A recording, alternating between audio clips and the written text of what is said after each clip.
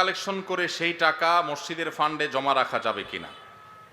ইমাম সাহেবের জন্য টাকা কালেকশন করে সেই টাকা মসজিদে রাখতে পারবেন কিনা, এই অপকর্মটা ঈদের সময় বেশিরভাগ ঈদগাহে বেশিরভাগ মসজিদে হয়। টাকা তোলার সময় গামছা নিয়ে বলতেছেন ইমাম মুয়াজ্জিনের হাদিয়া দেন। টাকা উঠছে 20,000, ইমাম মুয়াজ্জিনের 10,000 ভাগ করে দিয়ে বাকিটা মসজিদে রেখে দিচ্ছেন। মসজিদ কমিটির লোকেরা পরিষ্কার একটা হারাম কাজ করলেন। মনে করছেন আল্লাহর ঘরের জন্য দুর্নীতি করলে আল্লাহ ছেড়ে দিবে না।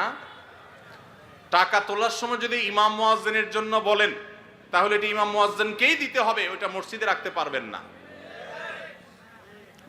টাকা যদি ইমাম সাহেবের জন্য বলেন যে ইমাম সাহেবের হাদিয়া, মুয়াজ্জিন সাহেবের হাদিয়া, যেটা বলে তুলবেন সেটাই করতে হবে। নসুল ওয়াকিফে কানাসি শারিয়া, দাতা যে জন্য দিবে আপনাকে সেই খাতে খরচ করতে হবে। আপনি ইমাম সাহেবরে সামান্য কিছু দিয়া বুঝ দিয়া বাকিটা মসজিদে রেখে দিয়েছেন, এটার নাম দুর্নীতি। এটার নাম কি? এটা জায়েজ নাই। অনেক কমিটির ভাইরা এটা করেন, চিন্তা করছে সারা জীবন নিজের জন্য চুরি, 2 নাম্বারই দুর্নীতি করলাম, এবার আল্লাহর ঘরের জন্য একটু 2 নাম্বারই করি।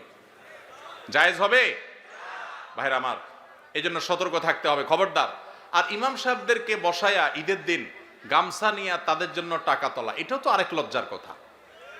ইমাম সাহেবদেরকে হাদিয়া দিবেন, এটার জন্য তাদেরকে বসায় রেখে তাদের সামনে ভিক্ষা করবেন, টাকা তুলবেন, এটা তো অপমানজনক কথা ইমাম সাহেবদের জন্য। কেন রে ভাই?